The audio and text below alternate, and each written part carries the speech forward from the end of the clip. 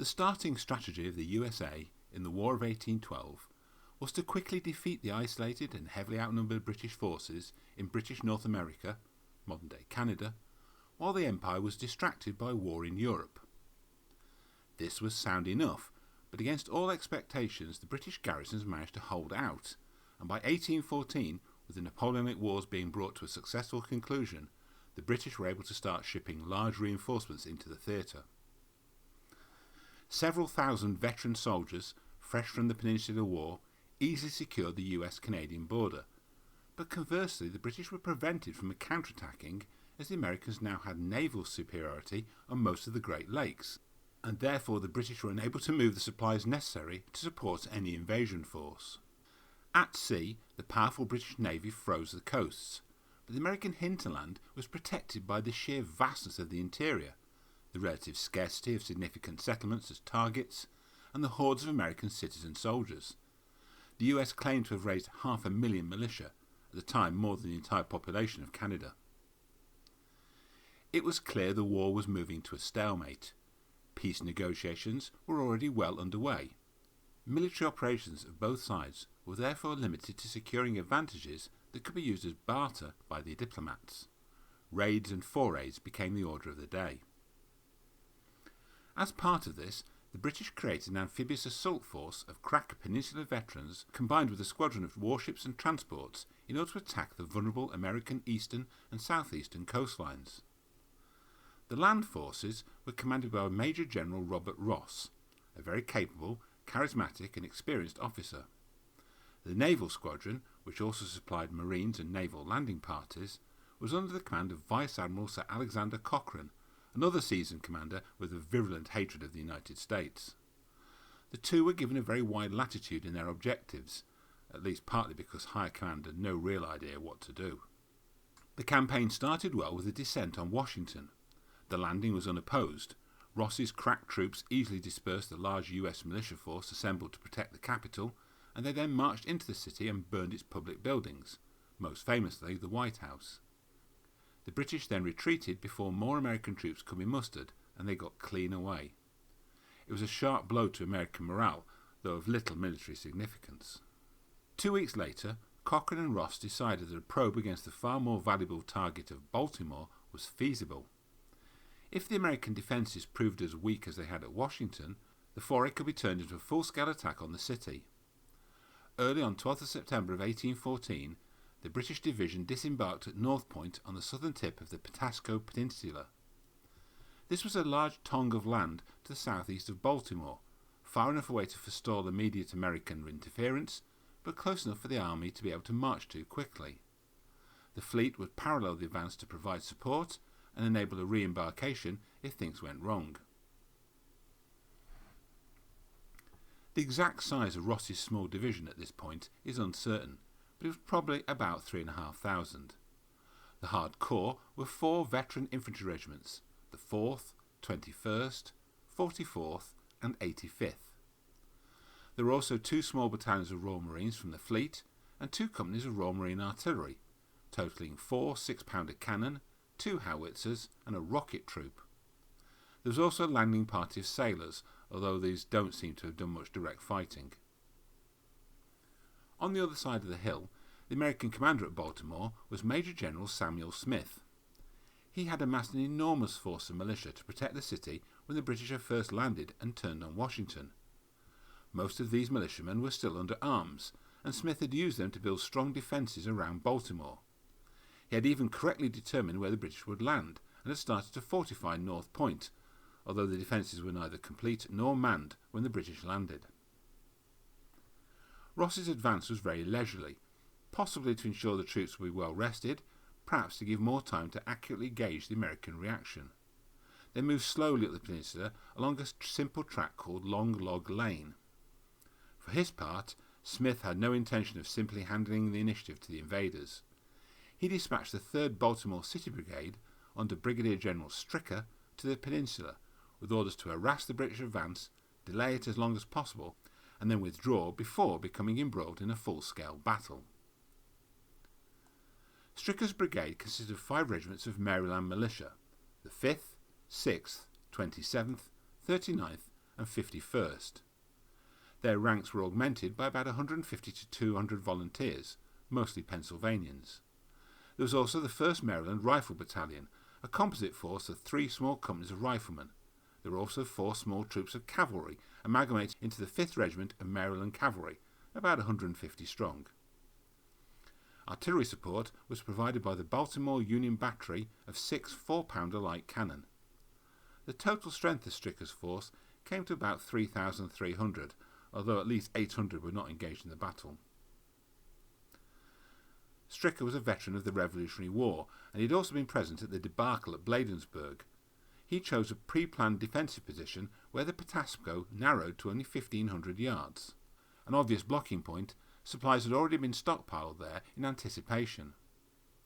The slow British advance made Stryker fear that they might be timing their movements to make a night attack, so he decided to bring on a battle immediately. At 1 p.m. on September 12, 1814, he detached 2 light companies, his riflemen, and 1 cannon, about 250 men in total, forward to make contact with the advancing British and then draw them onto the rest of his force. Ross was leading the British advance with his light brigade, about 1,000 strong, and consisting of the 85th Foot, who were trained light infantry, and the amalgamated light companies from the other regiments. The result was an involved skirmish between the two sides, in which the outnumbered Americans were steadily forced back.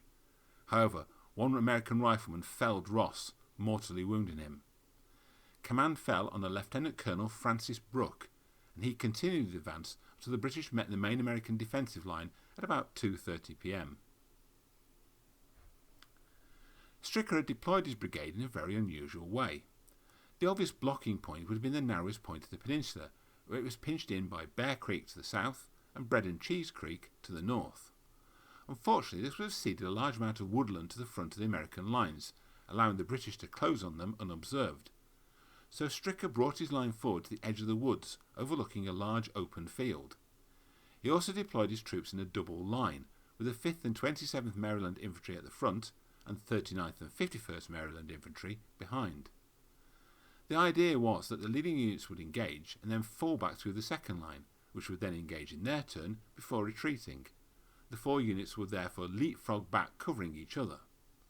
His 5th unit, the 6th Maryland Volunteers, together with the cavalry, was deployed to the rear where they could serve as a rallying point. The artillery battery was deployed straddling Long Log Lane between the 2 leading regiments. The riflemen had been put out in front, but they had hastily withdrew when a rumour reached their commander the British were making another landing behind him, so Stryker stationed them in some rough ground overlooking Bear Creek. The problem with this deployment was that there was not enough troops to cover the width of the peninsula at this point. The right flank was anchored on Bear Creek, but the left was completely open. Stryker understood and accepted this, believing that the advantage of a double line outweighed the risk of being outflanked. Besides, the area on the left was very swampy, which provided some measure of protection. He might also have been influenced by the encounter at Bladensburg. British tactics at that battle had hardly been subtle, merely a straightforward frontal assault that had broken the American lines almost immediately.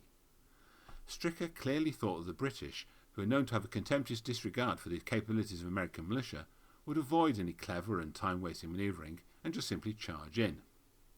His assumption soon proved to be false.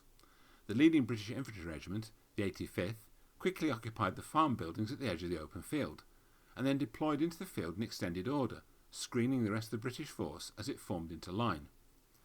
Brooke immediately perceived the weakness of the American deployment and ordered his right flank regiments to continue to extend their lines and sweep forwards, while concentrating his artillery fire on the American left flank. Stryker saw the move and countered by ordering the 39th Maryland to form upon the left of the 27th and the 51st Maryland beyond this and connect to the northern coast, but at right angles to the British attack. This odd disposition, whereby they were almost literally facing the wrong way, demoralised the cities and soldiers of the 51st, the largest of Stryker's units, but also his most inexperienced.